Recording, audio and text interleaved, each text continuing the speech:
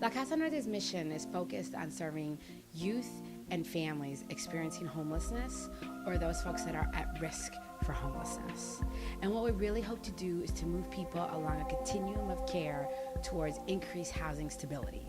And we do that in two different ways. We provide housing and we provide intensive support services. And so to get the capacity to start looking at what our clients needed, we applied for a Hunger Fellow through the Congressional Hunger Center. And we were lucky enough to be chosen. It was a very competitive process. We were chosen out of lots of different applicants. Through the fellowship opportunity, I had the privilege of coming to Chicago and work for La Casa Norte. The main reason that I was brought here was to work on a research to get a better understanding of the La Casa Norte's clients' food needs. One of the examples of our housing programs is the Solid Ground Supportive Housing Program. And what we do there is house young people who are male identified, age 16 to 21. And they can stay and live in the facility for up to 2 years or through their 21st birthday while they're focusing on those elements and activities that will move them towards independent living and future economic self-sufficiency.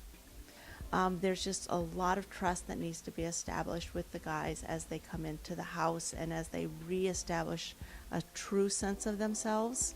So one of the projects within the research at La Casa Norte was looking at Solid Ground and the residents there and really getting a better understanding of their current eating habits and nutritional intake, and also to gauge the current programming around food, get a better understanding of that, and also to see what kind of information we can gather and what kind of programming around food we can do in the future. The other part of nourishment is that whole sense of just physically nourishing them, giving them a safe place to sleep, a safe place to be, and predictable place to get their food, a predictable place to prepare their food. Here at Solid Ground we have 16 very unique personalities and 16 unique relationships with foods. Every youth comes in with really a different experience of food, and what that looks like for them is very different. So what we're really trying to do is increase knowledge and increase the skills of really being able to cook differently, as well as having access to different types of foods. It can be a challenge to find a happy medium when it comes to both respecting and understanding kind of each individual's relationship to food, but also finding a way to kind of bring the house together and create a communal approach to preparing meals when we can. The youth, they tend to spend a lot of time in the dining room area. Basically, it brings like the family atmosphere together. You know, if there's something cooking, they smell it in the air. They want to come down, they want to join, you know, the rest of the guys, and they want to eat. You know, everybody wants to eat. We pick up the majority of our food from the Greater Chicago Food Depository, which is our partner on the south side of Chicago. We pick up about 1,000 pounds each time that we pick up food from them, which is twice a month. Well, we usually keep a lot of bread and fruits and snacks around for them to snack on during the day. I personally seen staff at Solid Ground put fresh fruits and vegetables on the table, and also seen youth come by the table and pick up food just because it's sitting there. I don't know why I'm eating the apple, because it was right there on the table. I just picked it up, easy. There was some really interesting findings in the research that Hiram helped us conduct. And I think what it does is it reflects a lot of the complex reality that the youth is living in. Because in many ways they're already in an oasis of food activity in what is deemed a food desert. It's hard to get tasty tomatoes. You know, you always get these bland, watery tomatoes you don't want to eat. Well, I don't never eat vegetables, but fruits I'll eat all the time. I eat fruits and vegetables when available, anytime possible. I do love eating my apples. I do love eating my oranges. I do love eating my bananas.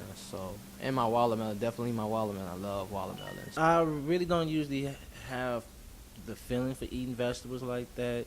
If I do, it'd be like maybe I just want to eat something just to say I had something healthy to eat today. I think any type of food programming in a program like Solid Ground needs to be focused on two things. It needs to be focused on nutrition, and it needs to be focused on the economics of that process. There are a few nutritional options, like apples or oranges at times, but the nutritional options never really do last long. Like, they're quickly eaten.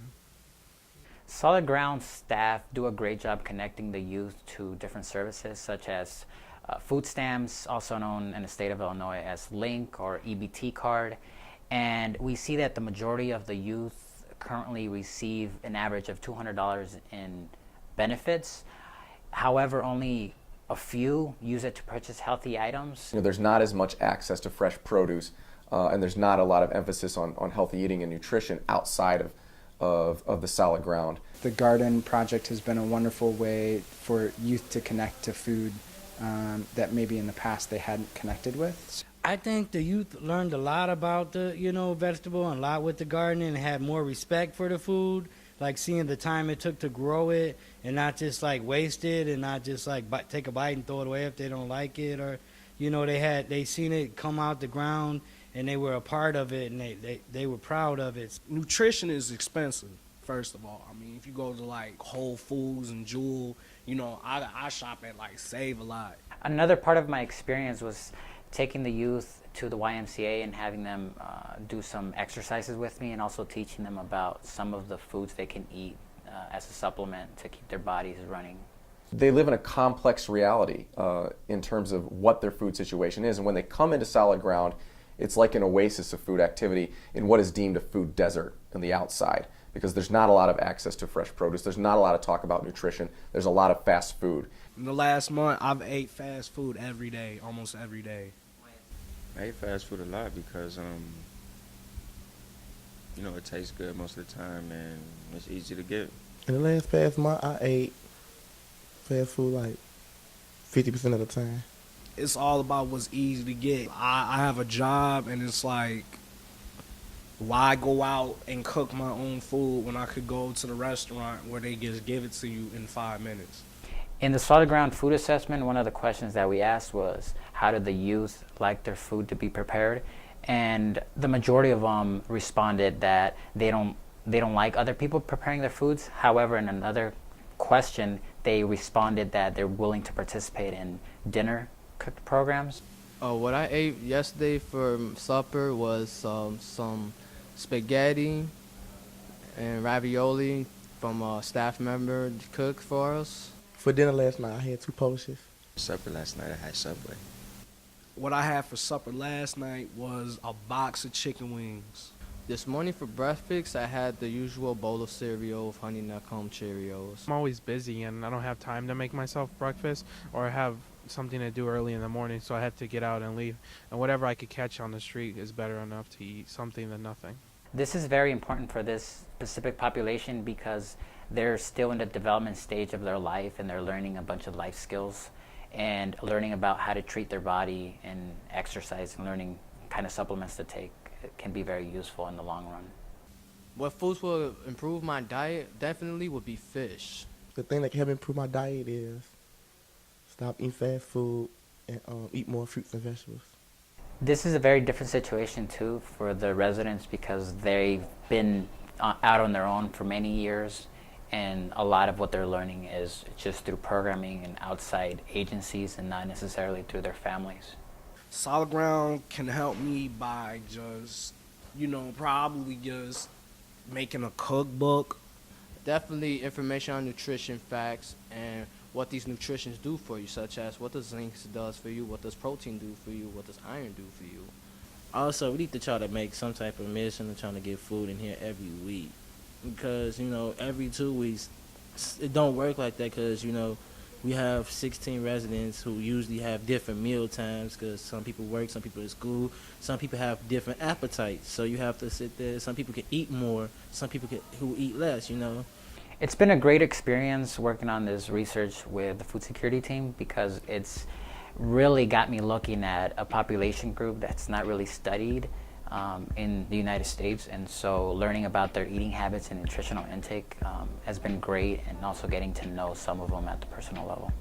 One of the important things to note in engaging youth in nutrition and food activities is that whether it's informally in conversation or formally in the structured service plan, that we offer them enough options so that they have the freedom to choose to eat healthily and nutritiously, that they have access to the knowledge of what it is to eat a nutritious meal and to prepare a nutritious meal. Because we see that from the findings that they want that. They want the knowledge, they want the nutrition, they want other foods and access to different types of foods, whether it's fish or more fruit or vegetables or whatnot.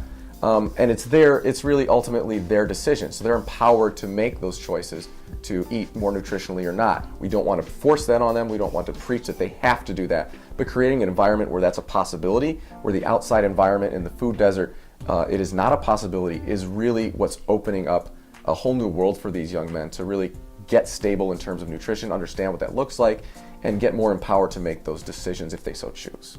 I feel like the information we've collected as a team is going to be very useful for future programming, and I'm happy to leave La Casa Norte with a feeling of accomplishment.